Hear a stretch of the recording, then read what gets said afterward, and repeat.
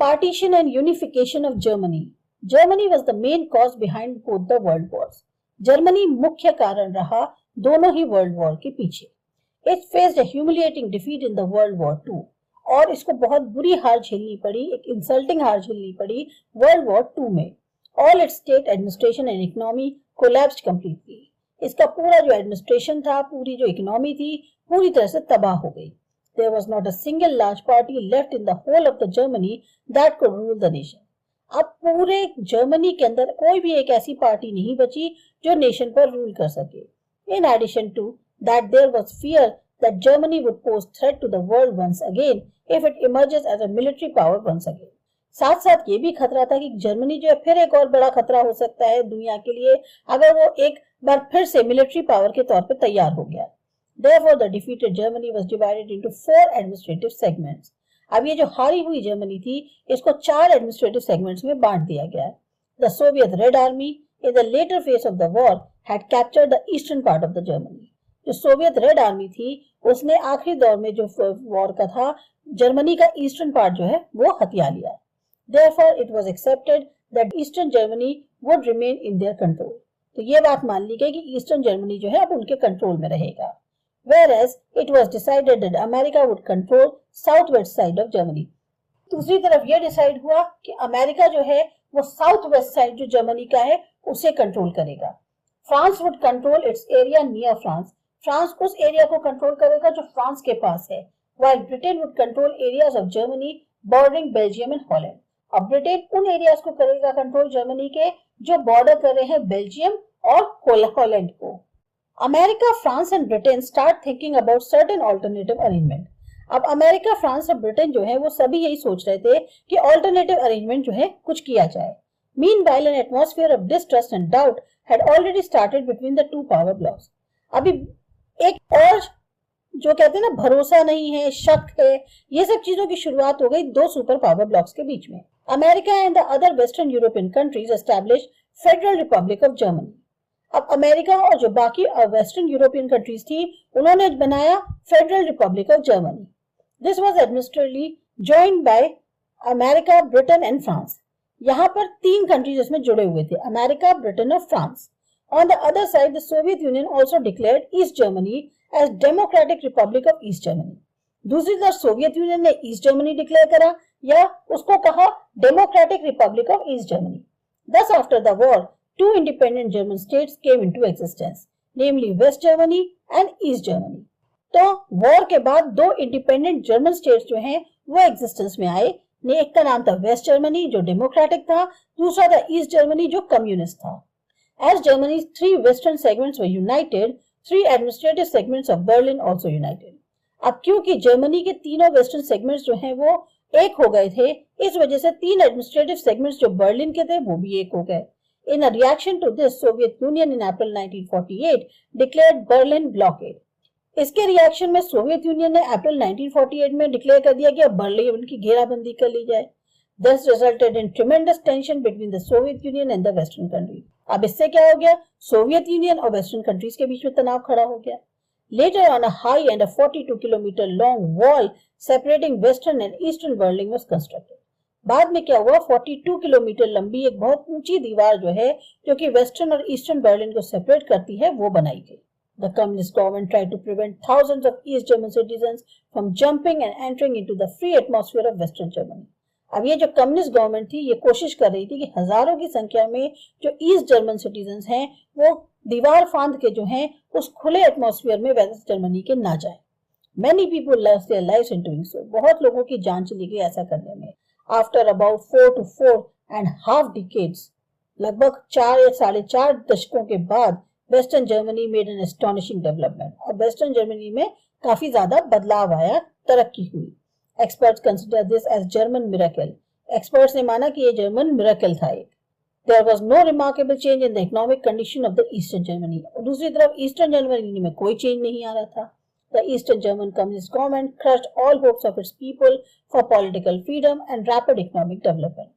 Eastern Germany की जो communist government थी उसने एक तरह से लोगों की सारी उम्मीदें तोड़ दी जो पॉलिटिकल फ्रीडम को लेकर थी या कि उनका तेजी से आर्थिक तौर पर विकास होगा. Till 1990, many important and far-fetching changes took place in international politics. अब 1990 तक बहुत सारे जो है महत्वपूर्ण और इम्पोर्टेंट बदलाव आए इंटरनेशनल पॉलिटिक्स में.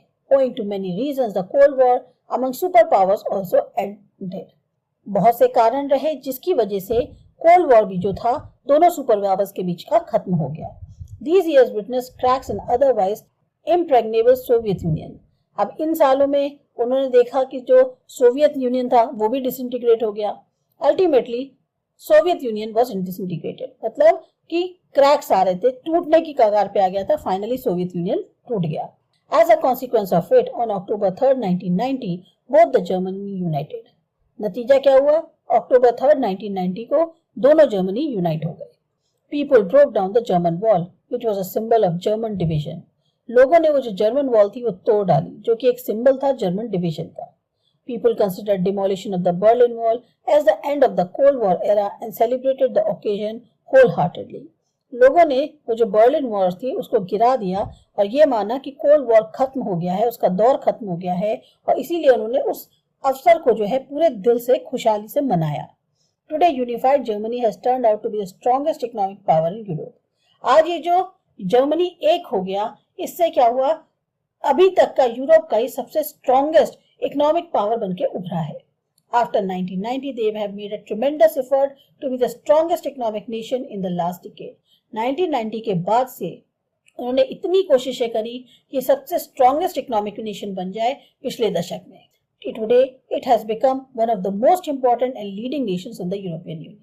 आज की डेट में ये सबसे महत्वपूर्ण और लीडिंग नेशन माना जाता है यूरोपियन यूनियन का.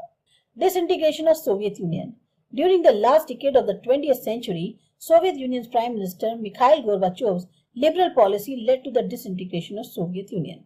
पिछले दशक में 20th सेंचुरी के सोवियत यूनियन के जो प्राइम मिनिस्टर थे मिखाइल गोर्बाचोव, उनकी जो लिबरल नीतियां थी उससे जो है सोवियत यूनियन एक तरह से डिसइंटीग्रेट हो गया, टूट गया.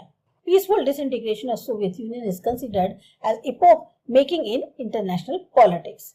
शांतिपूर्ण तरीके से सोवियत यूनियन का टूटना जो है अपने आप में एक नए युग की शुरुआत थी इंटरनेशनल पॉलिटिक्स में.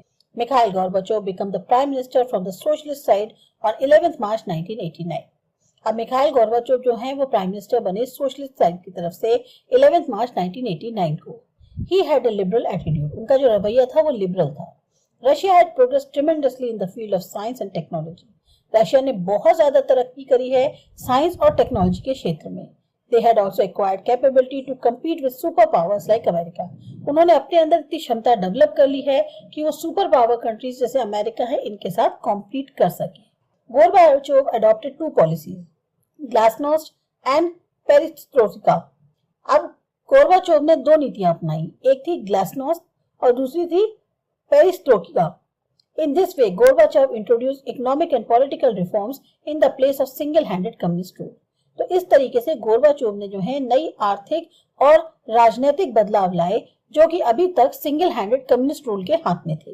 The strong hold of the communist party, the Soviet bureaucracy and the red army started weakening. नतीजा क्या हुआ?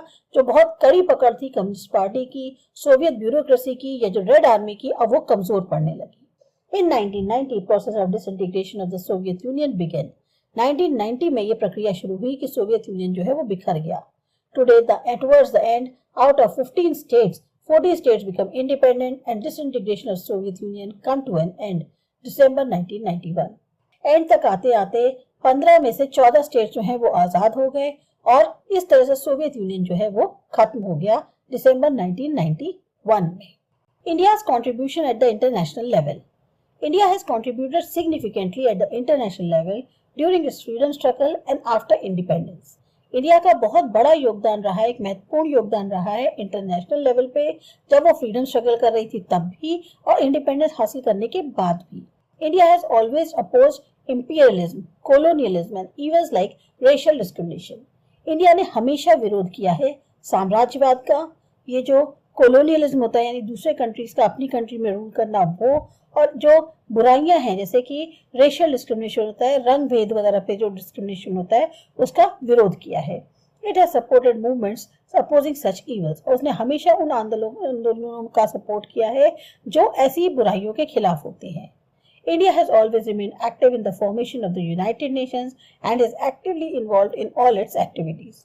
इंडिया हमेशा एक्टिव रहा कि यूनाइटेड नेशंस को बनाया जाए और उसका एक्टिवली इन्वॉल्वमेंट भी रहा है इन सारी गतिविधियों में. India has played an important role by sending its military to support the United Nations efforts in maintaining international peace and security. India ने अपना एक बहुत महत्वपूर्ण रोल निभाया है जब उसने मिलिट्री को भेजा ताकि यूनाइटेड नेशंस के एफर्ट्स को सपोर्ट मिले कि वो जो इंटरनेशनल पीस और सिक्योरिटी मेंटेन करना चाह रहा है उसके लिए. India has worked appreciably by sending military troops to countries like Gaza, Cyprus, Congo and Sri Lanka during their conflicts. India ने यहाँ तक एक तरह से तारीफ का काम किया कि उसने अपने मिलिट्री ट्रूप्स जो हैं वो भेजे गाजा, साइप्रस, कॉन्गो, श्रीलंका जब वहाँ पर उनके यहाँ लड़ाइयाँ चल रही थी. India has helped actively in maintaining peace. बहुत मदद करी है पीस को मेंटेन करने में. India has persistently emphasised on the need of disarmament to achieve world peace and security. और इसका हमेशा इस बात पर जोर रहा है कि हथियारों की जरूरत नहीं है अगर पीस और सिक्योरिटी कंट्री या वर्ल्ड में बनाए रखना है तो. मतलब हथियारों का कम से कम उपयोग हो. In this issue, it has taken leadership in debates worlds around and in making useful suggestions. इस इशू में इसकी एक तरह से जो भी आज तक की बहस हुई है उसमें लीडरशिप रही है और काफी महत्वपूर्ण सजेशन भी दिए. India has expressed the desire of the entire humanity for peace by presenting a proposal for total nuclear disarmament in the United Nations General Assembly. India ने यहाँ तक ये भी इच्छा व्यक्त करी कि पूरी इंसानियत के लिए अगर शांति कायम करनी है तो बहुत ज्यादा जरूरी है कि जो न्यूक्लियर आर्मामेंट्स हैं इनको खत्म कर दिया जाए. और ये उसने अपील रखी, प्रपोजल रखा यूनाइटेड नेशंस की जनरल असेंबली में. To spend the money in the upliftment of the poor people in other countries instead of using money in the creation of nuclear weapon and military has always been a demand from India in the United Nations. जो पैसा है उसका खर्च जो गरीब लोग हैं उनकी भलाई के लिए किया जाए, उनके थोड़ा सा उनका बेटरमेंट के लिए किया जाए, बजाय पैसे का इस्तेमाल न्यूक्लियर वेपन्स या मिलिट्री के लिए किया जाए. ऐसी डिमांड इंडिया की हमेशा से रही है यूनाइटेड नेशंस में. World peace has permanently remained India's primary concern for its foreign policy. दुनिया में शांति रहे यही मेन इंडिया का प्राइमरी कंसर्न है जब भी उसकी जो विदेश नीति है उसमें भी. India has always remained active to achieve an atmosphere of cooperation, trust and understanding among nations. हमेशा इंडिया एक्टिव रहा है कि उसको एक ऐसा एटमॉस्फेयर मिले जो सहयोग का हो, भरोसे का हो और एक समझदारी का हो आपस में नेशंस के.